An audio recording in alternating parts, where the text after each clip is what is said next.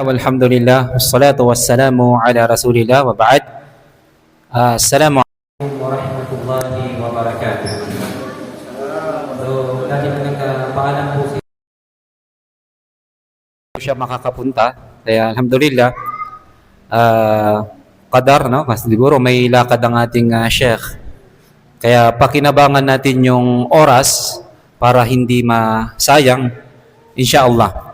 So, matagal-tagal din na hindi tayo nakapag-lecture dahil nga doon sa karamdaman na dumapo sa atin. Alhamdulillah, ito ay tinuturing kong biyaya mula sa Allah subhanahu wa ta'ala. At dito sa pagkakaroon ng karamdaman, mga kapatid, gusto ko lang munang magbigay ng konting paalala. Inshallah, magiging related din ito sa ating paksa ngayon na napakahalaga talaga, no, yung pag-iingat sa kalusugan natin.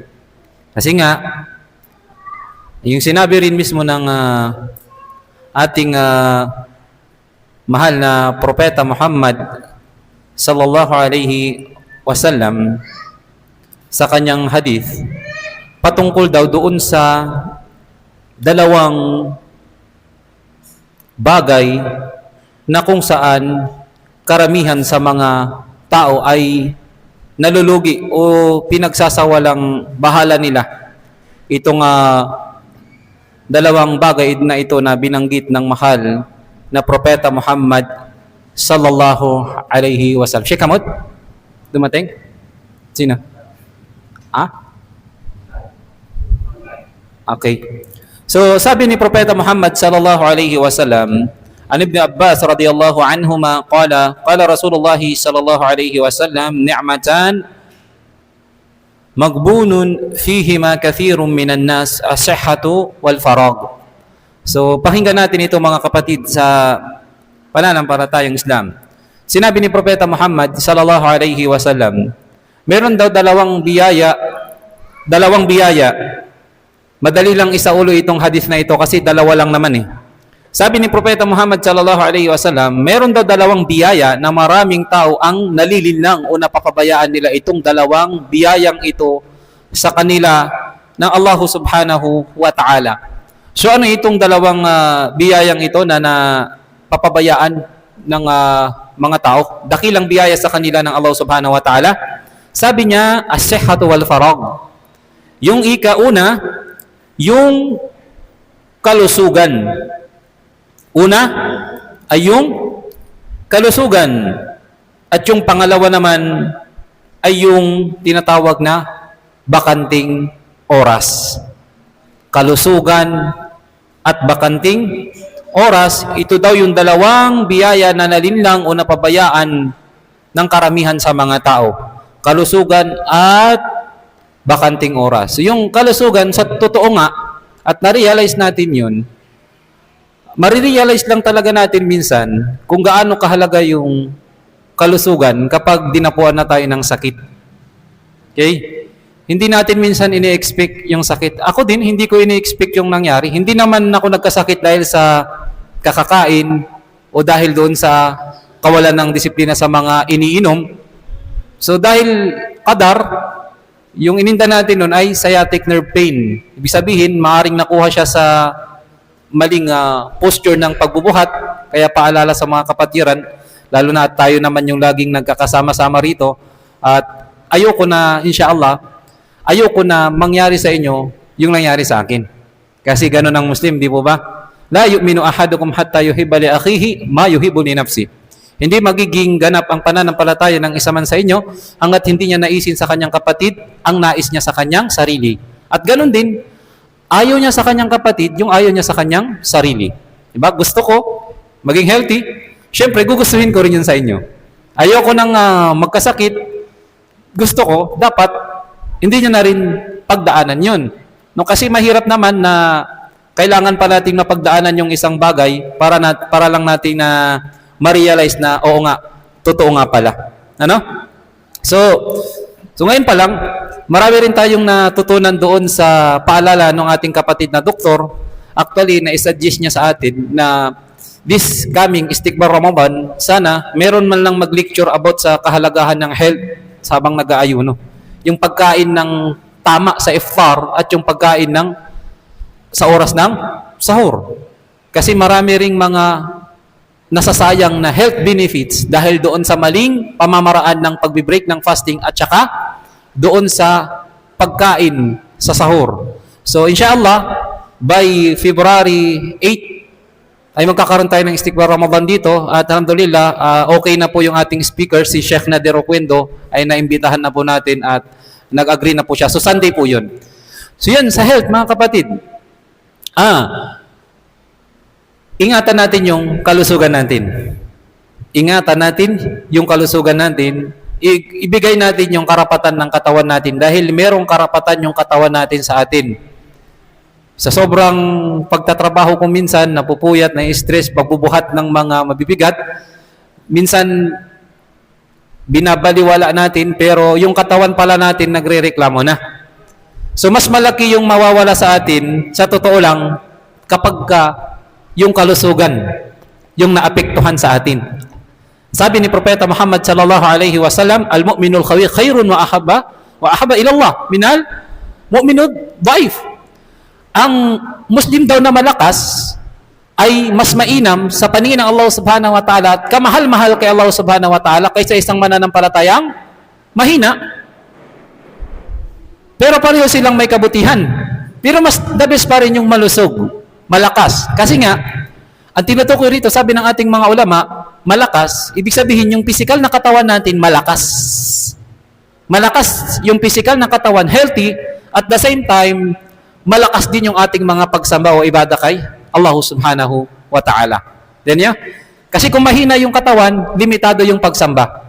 Tama? Pag mahina yung katawan, tulad nung nangyari sa atin noon, kahit gusto nating magda'wa, gusto nating mag-lecture, o ano pa, marami tayong mga kabutihan na hindi magagawa kapag mahina yung ating katawan. Kaya sabi rito ni Imam Bakr rahimahullah, sabi niya, ang nalinlang ay yaong sinayang ang kanyang puhunan. Ito yung puhunan natin, yung lakas. Di ba? Yung lakas ng pangangatawan, yung kalusugan, yung bakanting oras. No? Kapag wala na sa atin ito, malaking kalugihan talaga yung mawawala sa atin. Kaya inshallah, hanggat healthy pa tayo, pati yung mga anak natin, pati yung mga kabataan natin, maging concern tayo, wag kung ano-ano yung mga pinapakain o wag natin silang hinahayaan na gawin kung ano yung gusto nilang gawin. Kasi yung mga kabataan ngayon, akala nila, yung ginagawa nila, basta nag-i-enjoy sila, sige lang.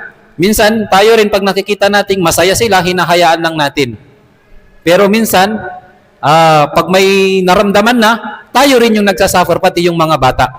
So, inshallah, ito yung unang gusto nating ipaalala, no? Ipaalala patungkol sa pag-iingat sa ating mga kalusugan, inshallah subhanahu wa ta'ala. So ngayon, mga kapatid sa Islam, patalastas lang yan. Pero doon sa patalastas na yun, meron na tayong natutunan. At related nga itong kwento natin ngayon patungkol kay Imam Shafi'i at kay Imam Ahmad. So itong lecture na ito, ilang taon na nating hindi nabanggit sa mga khutbah, pero meron tayong record, alhamdulillah. At dahil nag-iisip ako kanina kung ano yung itatopic kasi nga wala nga si Sheikh Hamod, binuklat ko ito at naalala ko, alhamdulillah. Ito yung isa sa mga napakagandang kwento. Ano yung kwento na ito mga kapatid? Maraming aral dito sa kwento na ito. Imagine, mamaya marirealize natin kung gaano kahalaga itong tagpo na ito, kwento na ito sa pagitan ni Imam Ash-Shafi'i at si Imam Ahmad. Sino sila? May idea tayo? Imam Ash-Shafi'i, Imam Ahmad. So kabilang sila sa apat na imam. 'Di ba? Imam Abu Hanifa, Imam Malik, Imam Ash-Shafi'i, Imam Ahmad. So yan yung mga apat na imam na pinagkukuhanan natin ng manhab, school of thought, 'di ba? May mga different opinion, minsan naririnig natin yung mga pangalan na yan. Ayon sa madhab ni Imam ng Shafi'iyya, ayon sa madhab ng Hanbali, ng Maliki, di ba? So, yan sila. So, si Imam Ahmad at saka si Imam Ash-Shafi'i, sila ay nagkaabot sila. Si Imam Ash-Shafi'i, naging estudyante niya si Imam Ahmad at pareho silang natuto sa bawat isa. So merong naiulat na kwento, isang araw, si Imam Shafi'i, rahimahullah, bumisita siya sa Baghdad. At yung Baghdad, lugar yun ni Imam Ahmad bin Hanbal. So rito, nagtagpo yung dalawang pinaka-mahuhusay, pinaka-popular na scholar ng Islam sa panahon nila. So nung bumisita si Imam Shafi'i sa bahay ni Imam Ahmad, bilang paggalang, syempre special na panahuin yun. Imagine mo, meron kang special na panauhin. Paano mo yun i-accommodate? Magalang, lalo na yung bisita mo, halimbawa, mufti sa panahon natin ngayon. Sige nga, sa bahay natin, bumisita yung mufti halimbawa ng Saudi Arabia. O kaya mufti pa lang ng Pilipinas. O kaya yung pinakasikat at pinakamaalam na siya ngayon sa panahon natin. Paano mo siya i-accommodate sa bahay mo? Di ba? Yung kilos natin nun, hindi makabasag pinggan kung ganun yung nangyari. So ito yung tagpo. So nag-stay si Imam Shafi'i sa bahay ni Imam Ahmad. Okay? So naging bisita siya ni Imam Ahmad. May anak si Imam Ahmad, may anak siya, na itong anak niya na ito, bilib na bilib kay Imam Shafi'i kasi nga, yung ikinikwento sa kanya ni Imam Ahmad ng kanyang ama ay panay positive. Sabihin, panay yung puri, panay yung, sabi niya, ito, makamaalam, napakabuting tao itong scholar na ito, si Imam Shafi'i, ganito, ganyan. So yung anak niya, curious siya. So, bawat galaw ni Imam Shafi'i, sinusundan niya, pinagmamasdan niya. So ito yon. Merong pagkakataon na nung kumain sila, nakita nung anak ni Imam Ahmad, si Imam Shafi'i na kumain ng napakarami sa hapunan. Kumain siya ng marami. Sabihin, nabusog talaga siya. Sabi niya, nagtaka siya, sabi niya, Imam Shafi'i, nagpapakabusog. Hindi ba dapat yung mga scholar, kunti lang yung kinakain? Kasi disiplinado sila sa kanilang health. Diba? So na-curious siya, sabi niya, bakit kumain siya ng napakarami? Sabi niya sa hapunan. Pangalawa, ito yung napansin niya. Hindi siya bumangon para sa tahajjud sa 1/3 ng gabi.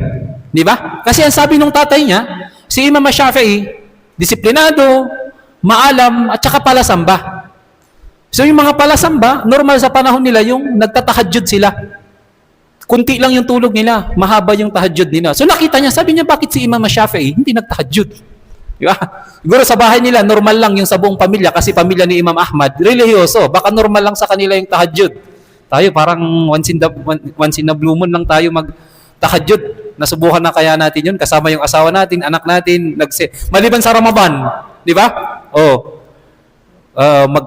Mag-usap kayo ng asawa mo, ng anak mo, gising tayo ng maaga bukas ha, mag-tahajjud tayo before Fajar. Di ba? Siguro, bibihira lang yung gumagawa nun. So nakita niya, hindi naman nagtahajjud si Imam Shafi'i.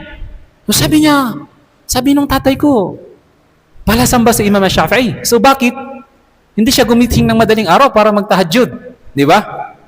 Pangatlo, pagsapit ng oras ng Fajar, nag-Fajar na. Pagsapit ng oras ng Fajar, maagang nagising yung anak ni Imam Ahmad at nakita niya si Imam Shafi'i, hindi nagwudu. Hindi siya nagwudu. Nagsala siya agad. Sabi niya, akala ko ba, sabi niya, maalam si Imam Shafi'i. Curious yung anak ni Imam Ahmad. Di ba? Kasi bakit kumain ng marami, tapos hindi gumising para magtahajjud, tapos pagsapit ng Fajar, diretso sala. May idea tayo bakit? Wala. Kaya sundan niyo yung kwento. So, kinaumagahan, ipinarating ito ng anak ni Imam Ahmad, kay Imam Ahmad, sa kanyang tatay. Sabi niya, nakita ko si Imam Shafi'i, sabi, kumain, nabusog, tapos hindi naman siya gumising ng madaling araw para magtahajjud. Tapos sabi niya, nakita ko siya ng Fajar, nagsala agad, hindi na siya nagwudu. Kala ko ba, sabi niya, religyoso, kala ko ba maalam? So, curious yung anak ni Imam Ahmad. So, nung narinig ito ni Imam Ahmad, hindi siya agad nag-judge. So, ang ginawa ni Imam Ahmad, habang kasama niya si Imam Shafi'i, ay ikinuwento niya yung sinabi sa kanya nung kanyang anak. So, kailangan may paliwanag yun para hindi magduda yung anak ni Imam Ahmad, di ba? So sabi niya, kinuwento ni Imam Ahmad, sabi niya, kinuwento sa akin ng aking anak na nakita niya kayo, kumain kayo ng napakarami at nabusog at hindi kayo nakitang nag-tahajjud at diretso kayong nagsala ng fajar at hindi niya kayo nakitang mag-wudu. So ano yun? Ang sabi ni Imam Shafi'i, rahimahullah, sabi niya, ang pagkain, sabi niya, na inihain sa bahay ni Imam Ahmad, ibig sabihin, sa bahay niya, Imam Ahmad, ay halal. Sabihin niya, halal. Sa lugar na napakahirap humanap ng 100% halal. At sabi niya, ito ay dalisay at bihirang matagpuan. Kaya sabi niya, ako ay kumain at nagpakabusog. Hindi dahil sa pagpapakasasa sa dunya, kundi bilang pagpaparangal sa biyaya ng Allah subhanahu wa ta'ala. So ito yung sinasabi ng ating mga ulama na yung pagkain ng sagad-sagad ng palagian, ito ay hindi maganda. Di ba? No? Sinasabi ng iba, makruh. Di ba? Pag sobra-sobra araw-araw. Pero sabi niya, pag paminsan-minsan lang, sabi niya ay walang problema rito. Sabi niya. Okay? So, paminsan-minsan, kapag kumain daw ng sobrang nabusog, ay wala daw ikang problema. Dahil may mga pagkakataon din, maging ang mga sahaba ng Propeta Muhammad sallallahu alaihi wasallam ay kumakain din sila at nagpapakabusog. Halimbawa, sa Eidul Fitr, Eidul Adha. Di ba? Eidul Fitr, Eidul Adha. So may mga pagkakataon talaga nakakakain ng napakarami. So ang tinutukoy rito yung hindi mainam ay yung palagian. Okay? So sabi niya, yun yung dahilan. Pangalawa, sabi niya, tungkol sabi niya sa hindi pagtatahajjud. Pagtatahajjud. Alam mo kasi pagbisita, tanda natin. Pag bumisita tayo sa isang bahay, o di kahit hindi tayo bumisita, pag inihain sa atin yung pagkain, nung nagpakain sa atin, sunna na magpakita tayo ng kaligayahan habang kumakain. Sabihin natin, mashallah, ang sarap. Ang sarap ng pagkain na ito. Di ba? I-appreciate mo. At ang hindi mainam ay yung pipintasan mo yung pagkain. Bato, kulang yung sabaw. Yung sahog, buto-buto. Ang alat pa. Ano nga ganun, di ba? Minsan, di ba? Ano ba to? Bulalog, buto-buto. May balat-balat pa ng saging, di ba? Hindi wala, aroma yun eh. Pampasarap yun eh. Di ba? Enjoy na enjoy yung iba, tapos ikaw, reklamo ka ng reklamo. Di ba? So, ganun yan. Sabi niya, pangalawa, sabi niya, tungkol sa hindi ko pagtatahajjud, bakit hindi siya nagtahajjud? Sabi niya, humiga ako, sabi niya, upang magpahinga. Humiga siya, si Imam Shafi'i, para magpahinga na sana. Pero sabi niya, binuksan niya Allah, yung puso ng Imam Shafi'i, yung binuksan na yung literal, ha? Ibig sabihin, ginabayan siya ng Allah subhanahu wa ta'ala para sa maraming usapin ng fiqh. So, si Imam Shafi'i, kapag meron siyang pinag-aaralan, talagang nagpo-focus siya doon. Dumarating sa punto na hindi na siya nakakatulog. So, ano yung sabi rito ng ating mga ulama, isisingit natin, no? Merong pinag-aralan sa gabi na yun, si Imam Shafi'i. At ito yung hadith ng Propeta Muhammad sallallahu alaihi wasallam. Kaya hindi siya nakatulog. Mamaya, magugulat tayo kung gaano karaming aral yung nakuha niya sa isang hadith. Ano yun? Yung kwento nung si Abu Umair. Si Abu Umair, isang bata sa Madina. Sanda natin, Abu Umair, isa sa mga sahabi ng Rasulullah sallallahu alaihi wasallam. Ano nangyari? Sabi niya, itong si Abu Umair, bata, meron siyang alaga.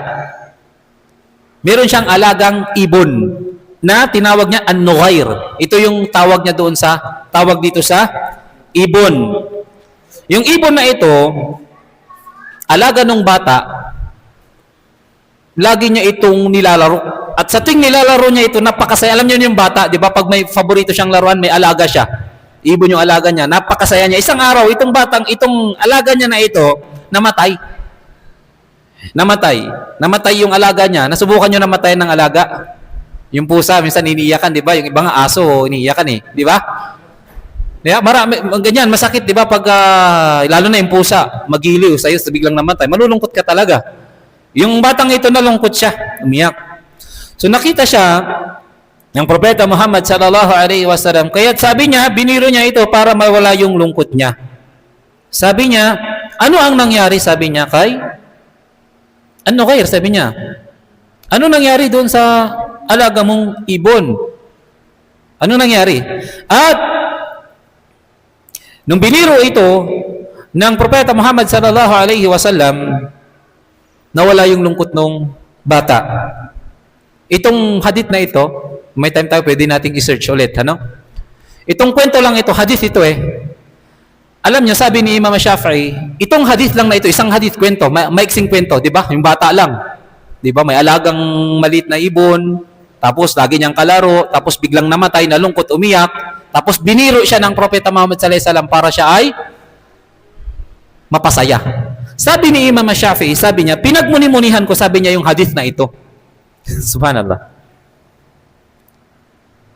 At sabi niya, hindi ako nakatulog dahil sa pagkuha ng aral sa hadith na ito. Alam niyo kung ilang aral yung nakuha ng Imam Shafi'i sa hadith na ito? Kung tayo yung kukuha ng aral doon, sige nga, try nga natin. Halimbawa si Ahmed, ano yung aral na makukuha mo doon? Sige nga. O sa atin, imagine na lang natin kung nahiya tayong sumagot. 1 to 5. 1 to 5. Ano yung aral? Siguro meron, no? Di ba? Isa-isahin nyo, subukan nyo. Ano kaya yung una? Baka sa una pa nga, baka isa nga, nahirapan pa tayong kumuha ng aral Di ba? Yung hadith na ito ng Prophet Muhammad sallallahu alaihi wasallam, yung kwento na ito, ang nakuhang aral ni Imam Ash-Shafi'i ay 2,000 aral. Subhanallah. Na pinapakinabangan hanggang sa panahon natin ngayon, milyong-milyong bilyong-bilyong mga Muslim. Paano makukuhanan ng 2,000 na aral yung kwento na yun? 1 to 5 nga lang, nahihirapan na tayo. Minsan, isa pa nga lang, hirap pa tayo. Pag on the spot, tanungin ka, ano yung aral na makukuha mo doon? Di ba? Pagka nagulat ka, mabablangko ka, wala. Imam Shafi'i, nasa 2,000. Subhanallah. 2,000 aral yung nakuha niya dito sa hadith na ito na ginagamit ngayon sa usapin ng fiqh at sa mga pagtuturo sa mga kaalaman ng Islam. Gaano ka, subhanallah. Di ba? Nakakagulat. Di ba? At sabi niya, tungkol naman sa hindi ko pagsasagawa ng wudu, sabi niya, at hindi siya nagwudu, hindi siya nakapagtahajjud. Di ba? At tungkol naman, sabi niya, doon sa hindi ko pagwudu, ayun ay sabi niya, nung nagwudu ako ng gabi, ay hindi pa rin nasira ang aking wudu. Hanggang sa fajar. Kaya hindi na ako nagwudu. Bakit? Pag hindi ba sira yung wudu, magwudu ka? So, hindi na siya nagwudu. Alam niyo minsan, mga kapatid, ito yung isa sa mga malaking aral dito.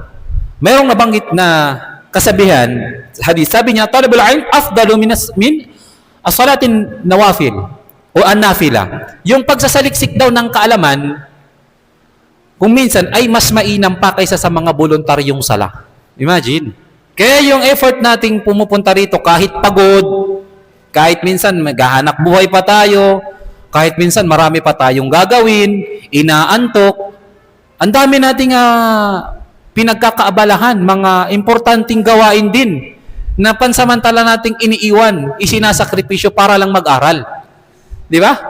Pero, alhamdulillah, yung kapalit naman yan, napakalaking ibada. Kabutihan sa paningin ng Allah subhanahu wa ta'ala kung naging tama yung layunin natin. Kaya walang tapon talaga. Walang tapon. Manggaling ka ng malayo, pagod ka, may iniwan ka, tapos pumunta ka pa rin dito sa masjid para mag-aral. Alhamdulillah, yung pagsasaliksik ng kaalaman, kung minsan ay mas mainam pa kaysa sa mga voluntaryong sala. Bakit? Sabi ng ating mga ulama, yun daw ikang pagsasala, ano yung pag nagsala tayo ng volunteer, nagtahajjud ka man, ginawa mo yung mga lahat ng sunna ng sala. Bakit sabi nila mas mainam kung minsan yung pagsasaliksik ng kaalaman? Kasi daw, yung gawain daw yun, yung pagsasala mo ng mga voluntaryo, ang nakikinabang nun, walang iba kundi sarili mo lang. Ikaw lang yung nakikinabang doon. Magsala ka. Okay, pag nagsala ka ba, may kabutihan kang nagawa kay brother? O, di ba? Sarili mo lang yung magbe-benefits. Pero hindi natin sinasabi rito na hindi ka na magsasala ng mga voluntaryo at mag-aaral ka na. Hindi. Kung kaya mong pagsabayin, mas mainam. Di ba? Nagsasala ka ng mga suna ng sala at the same time, nag-aaral ka. So bakit sabi nila, mas mainam pa kung minsan yung nagsasaliksik ng kaalaman? Kasi nga, kapag nagsaliksik ka ng kaalaman, yung pagsasaliksik mismo ng kaalaman, pagsamba na yun. Di ba?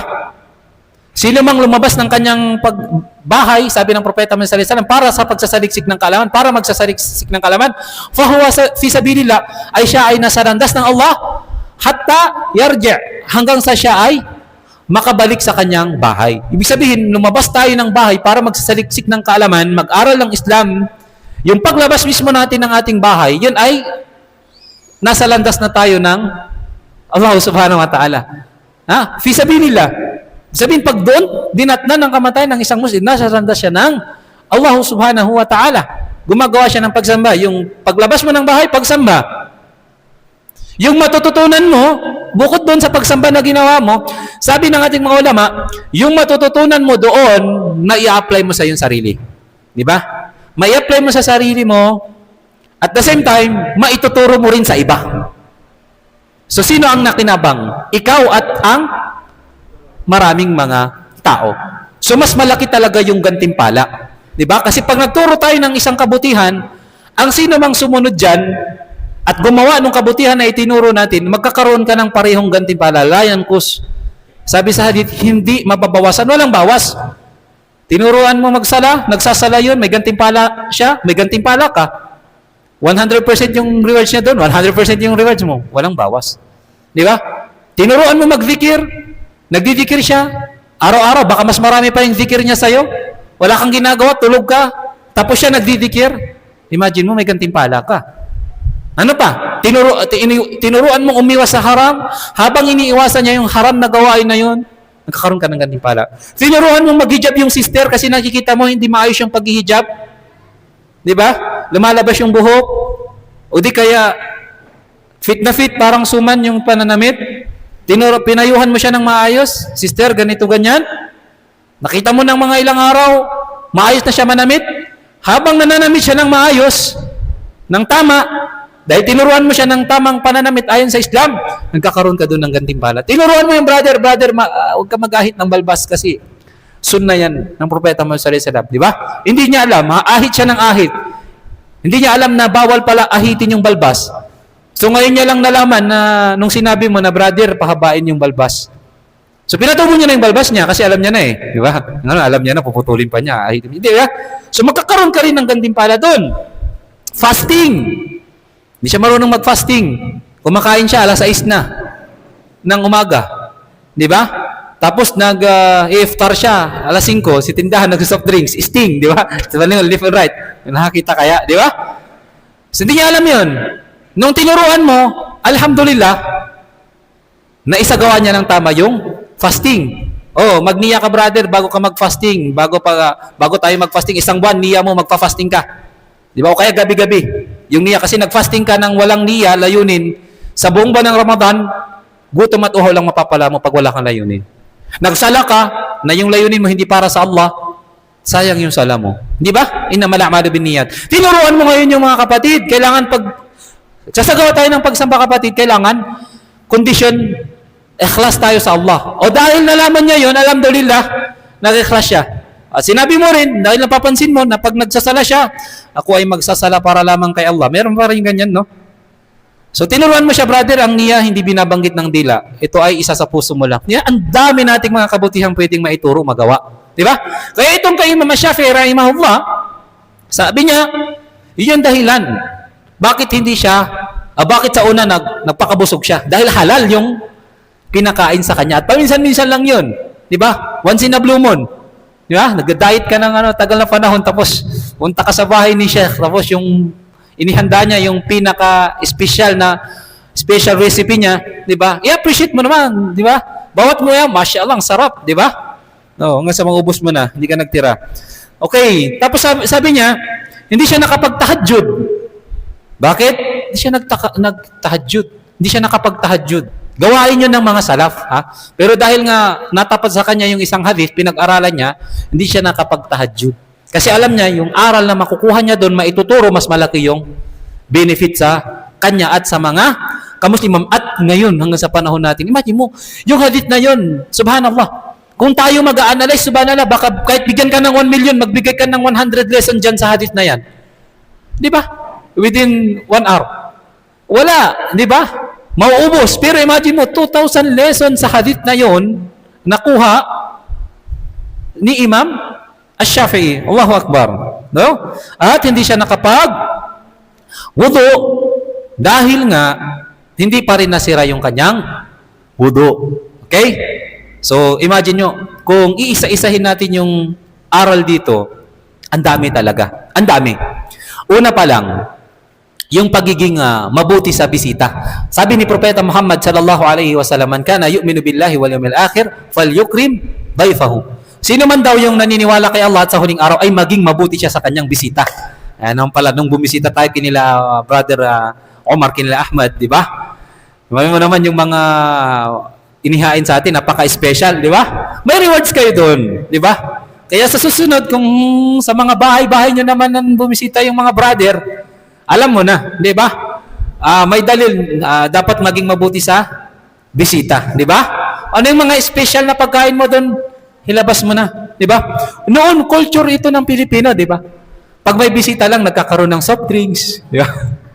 Antayin mo pang umalis yung makalis yung bisita para yung tira-tirang soft drinks, ikaw naman yung iinom, di ba? Pag may bisita lang, lalabas yung mga mamahaling bagong baso, mga plato, pero pag ginamit mo yun nang wala kayong bisita, palo. Di ba? Nagagalit yung mga magulang natin. Ganun. Kasi nga, kultura natin mabuti sa bisita.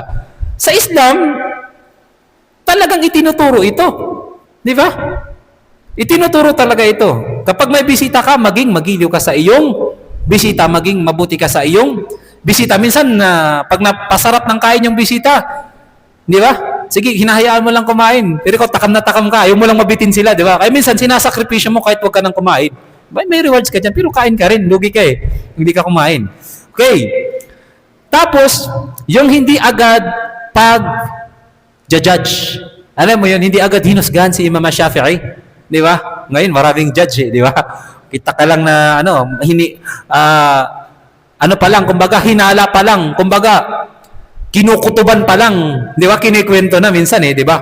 Bakit kaya ganito yun? Siguro ganito, di ba? Minsan, tinitricks ka na ni Shelton, tinatawanan ka niya kasi ang dami mo ng mga pangusga doon sa kapatid na hindi mo alam kung ano ba yung layunin talaga o hindi mo alam kung ano ba talaga yung buong konteksto ng kwento, di ba? Minsan ganun yung tao, kung ano lang yung nakuha niya sa laylayan, yun lang, hindi niya alam kung ano yung pinagmulan. Di ba ganun? So, dapat hindi niya agad ginudge. Ano yun? Anong ginawa niya? Tinanong niya. So, tinanong niya muna, bakit mo ginawa yun? Di ba? Bakit mo ginawa yun? Bakit nagpakabusog ka? Bakit hindi ka daw nakapagtahajjud? Bakit, ano pa yung last? Bakit hindi? Hindi nagwudu. Ayan. Di ba? Ibig sabihin, nasusundan ninyo. Di ba? Yung sabi ng Allah sa Quran, ito, kung pwede rin nating isingit tong aral na ito, no? Ya ayyuhalladhina amanu, idh ja'akum fasikuna binaba'in fatabayyanu. Bagay lagi natin naririnig ito Kapag mayroong o kayong mga sumasampalataya, sabi ni Allah, kapag mayroong dumating na masamang balita sa inyo mula sa isang taong makasalanan, ay ang gagawin ninyo, ano yung unang tinuro ni Allah? Maniniwala ba tayo agad? I-judge ba agad natin yung kapatid natin? Anong sabi na? Fatabayyanu. Magtabayan ka muna. Ano yun? Mag-clarify ka muna. Alamin mo muna yung buong katotohanan. Hindi tayo papanig agad doon sa isang side. Bakit? Antusibu qamun bijahalatin fatusbihu ala ma faltum nadhimin. Dahil baka, sabi ng Allah, kapag naniwala ka agad, nahusgan mo na yung kapatid, di ba? Nag-atol ka na, nanglibak ka na, nag-aalit ka na agad-agad, di ka nag-clarify. Maaari niya, sabi ng Allah, mapinsala ang nasyon o ang mga tao, grupo ng mga tao. No? Dahil sa kawalan ninyo ng kaalaman, dahil sa inyong kamangmangan, at sa bandang huli, ay ito'y inyong pagsisisihan. Diba? Pagka, sorry brother, akala ko kasi totoo yung sinabi ni brother sa akin, pinarating ni sister Hindi kasi nag-clarify. Diba? Kaya uugalin natin yung, inshallah, pag may nabasa tayo, pag may nakarating sa ating kwento, lalo na yung nagkukwento, kilala naman niya yung tao na yan, mahilig talaga yan sa, sa mga issue. Lahat ng issue alam niya, maliban sa issue niya. Di ba? Lahat ng kamalian ng iba, alam niya, o pagkukulang ng iba, alam niya, maliban lang doon sa sarili niyang pagkukulang, di ba? Wala siyang perfect yun perfect, di ba? Perfect siguro siya, di ba? So, ang gagawin natin, matuto tayong mag-clarify. Tulad nung ginawa ni Imam Ahmad. Tinanong niya si Imam Ash-Shafi'i. Pangalawang aral yan, di ba? Pangatlong aral. Ano pa yung mga aral na makukuha natin doon? Hindi nga. Ahmad, yeah. Tayo, sige, lukitin natin yung isip, kalkalin natin yung talino natin dyan. Ano yung aral na makukuha ko doon sa kwento? Kasi ang ganda ng kwento di ba? Ano yung aral na makukuha natin? Doon. Yung pagbisita. Di ba? Importante rin yung pagbisita talaga sa kapatid. Imagine mo, yung pagbisita, nabanggit natin yung sa khutbah nun, di ba? Yung isang lalaki, bumisita siya sa labas ng kanyang bahay. Si Allah nagpadala ng anghel. Tinanong niya yung lalaki na yun, saan ka pupunta? Sabi niya, bibisitahin ko ang aking kapatid na si Fulan. Sabi niya, may kailangan ka ba sa kanya? Bakit mo siya bibisitahin? Sabi niya, wala akong kailangan sa kanya. So bakit mo siya bibisitahin? Sabi niya, minamahal ko siya alang-alang kay Allah. So dahil doon, sabi niya, ako ay sugo ni Allah. Inutusan ako ni Allah upang tanungin ka at ibalita sa iyo na dahil sa pagmamahal mo sa iyong kapatid, pagbisita mo sa kanya, alang-alang kay Allah, mahal mo siya alang-alang kay Allah, ay minamahal ka rin ni Allah. At mayroon pang narration sinasabi na pinatawad ni Allah ang lahat ng iyong kasalanan at ginawang wajib sa iyo ang pagpasok sa Jannah. Yung ibang riwaya, ganun yung pagkakasabi doon sa ibang narration. Di ba? Ang daming benefits. O ano pa? Minsan, yung kwento, kahit sa isang lecture lang, kung minsan kapag mayroong nabanggit na kwento, habang binabanggit yung kwento, o pag natapos ng banggitin yung kwento na yun, ang dami nating aral na nakuha. Alam niyo, sa Quran, di ba, 1/3 tauhid, 1/3 kwento, yung 1/3 batas ng Allah. Di ba? Kaya yung pagkakwento, minsan, o madalas talaga, nakakakuha tayo ng maraming aral. Minsan, ang haba ng lecture, na boring tayo, di ba? Ang daming sinabi, pero wala na tayong matandaan after ilang araw. Di ba? Pangalawang araw. O kaya last week, nag-lecture si Sheikh Hamod. Mahaba-haba. Ano yung natutunan natin? Ano yung naiwan sa memory natin? O minsan nga sa khutbah nagtatanong ako minsan sa mga brother ano yung khutbah natin kanina? Dali, isipin ko muna. Di ba? Ganun tayo di ba? Pero pagkwento, imagine mo kwento. Ano yung topic natin nung last Wednesday? Tungkol yun sa pagbisita ni Imam Ahmad, ni Imam Shafi'i sa bahay ni Imam Ahmad. Yung kwento nun, baka ibida mo pa di ba? Magdugtungan nyo pa si Imam yun, di ba? Yung nakita nung anak niya na si Imam Shafi'i nagpakabusog, tapos hindi nagsala ng tahajjud, tapos hindi nagwudo, di ba? Tapos, di ba? Minsan dudugtungan mo pa. Kaya minsan yung pagbabanggit ng kwento, napakahalaga sa mga lecture. Tulad nito, di ba? Kahit paano, walang inantok. Kasi ikot talaga yung mata natin. Ayaw na ayaw natin yung pag tayo, tapos may naantok, may maingay, may magulo. Kasi nga, yung pagsasaliksik ng kaalaman kasi ito sa Islam Ito kasi, kaalaman nagmula sa Allah. Kung tayo nga, nag-aaral tayo sa harapan ng mga teacher natin sa Western education, nagiging maayos tayo, umuupo tayo ng maayos, hindi tayo nag-iingay. Paano pa kaya yung pag-aaral ng kaalaman patungkol sa Islam? Di ba? Kaya, importante sa atin yung kapag tayo nagli-lecture, importante na yung mga kapatid, nadidisiplina sila, nagkakaroon sila ng tamang asal sa pagsasaliksik ng kaalaman sa pananampalataya. So, umahaba yung marami pa tayong gustong banggitin, idagdag, pero siguro, inshallah ay sapat na itong kwento na ito at yung mga aral na nabanggit dito sa kwento na ito. Nino? Ni? Imam Shafi'i. At? Sino yung bumisita? Kay? Imam? O anong ginawa? Ano yung tatlong ginawa napansin kay Imam Shafi'i? Nagpakabusog. Hindi nagsala ng tahajjud. Daw. Ah. O, hindi naguto. Okay. Kung sa atin itanong yun, ano yung reason natin? Di ba? Bakit ka nagpakabusog? Magre-reason din kaya tayo ng katulad ng reason ni Imam, di ba? Ni Imam Shafi'i, na minsan-minsan lang to. Hindi na natin may reason yan. Bakit? Kasi lagi nang busog eh, di ba? Pero mga kapatid, may hadith ang Propeta Muhammad sallallahu alaihi wasallam na yung patungkol doon sa sa sobrang pagkain, pagkain, yung dapat yung ating kinakain na i-divide siya saan? Sa ilan? Saan? Sa 3. Sige nga, Hamdan. Sige. Yung isa sa sopas.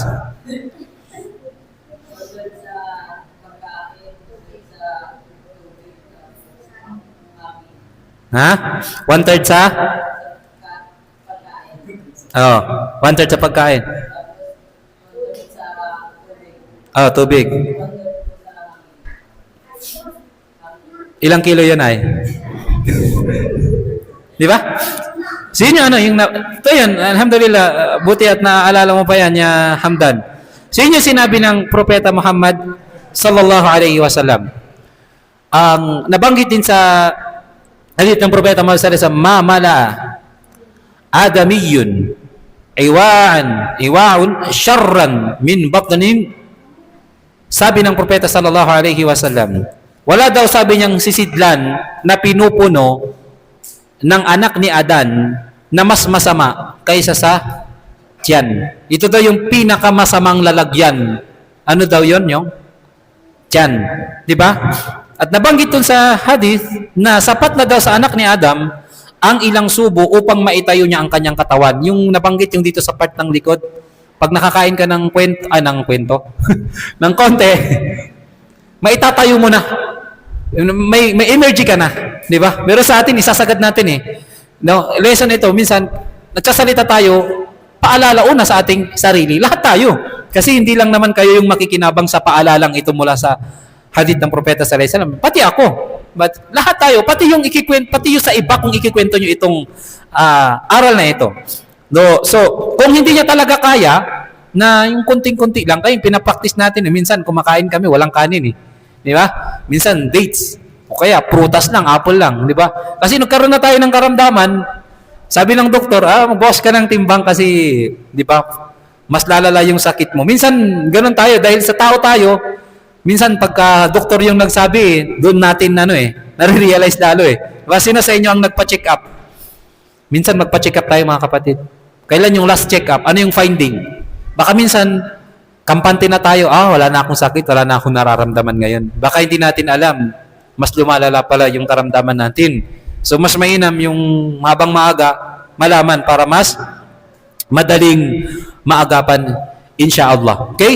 So, pag hindi niya talaga kaya, hindi niya kaya yung parang 3 o 3 subo lang, di ba? Bitin. Di ba? I-divide mo daw sa 3. Di ba? Sa World Health Organization. Yeah.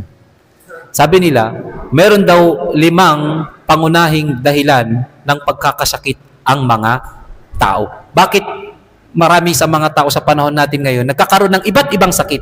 Ano yung una? Pagkain kinakain. Diba? Yung pagkain ba yung may problema? Minsan kahit hindi yung pagkain yung problema, yung talagang lahon tayo ng lahon. Sarap eh, di ba? Tsaka na lang mag-diet kapag may finding na, di ba? May tama na yung kidney, ganyan. Di ba? High blood na, mataas na yung uric, di ba?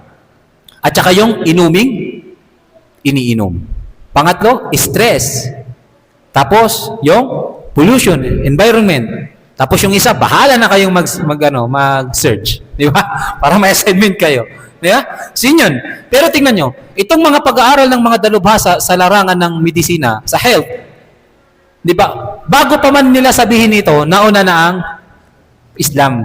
Nauna na ang Propeta Muhammad sallallahu alaihi wasallam sa pagbibigay ng paalala at babala sa atin. So, inshallah, dami nating nasabi, no? Siguro mga mahigit 1,000 na letters yun o words yung nabanggit natin. So inshallah, nawa ay meron tayong natutunan, na kinabang tayo, at isa sa way para hindi agad natin makalimutan yung mga knowledge na yan, ikwento natin. Di ba? Kahit sa asawa nyo man, pag-uwi nyo, ikwento nyo, kahit dalawa kayo matin dito, di ba? Sabihin sa'yo, narinig ko rin yan di ba? Kulang yung kwento mo, di ba? Dudugtungan niya. So gawin nating banding yun, no? Sa buddy-buddy mo, sa kaibigan mo, sa magulang mo, sa asawa mo, ikwento natin yung mga natututunan natin para hindi mawala agad sa isipan natin. Okay? So, inshallah, hanggang dito na lang kung ano man yung nasabi nating pagkukulang, kamalian, ito ay nagmula sa akin at mula kay Shaitan. At ano man yung nasabi nating kabutihan, ito ay nagmula lamang kay Allah subhanahu wa ta'ala. Walhamdulillahi rabbil alamin. Subhanakallahumma wa bihamdik. Wa nashhadu an la ilaha illa anta wa nastaghfiruka wa natubu ilaik. Assalamu alaikum warahmatullahi wabarakatuh.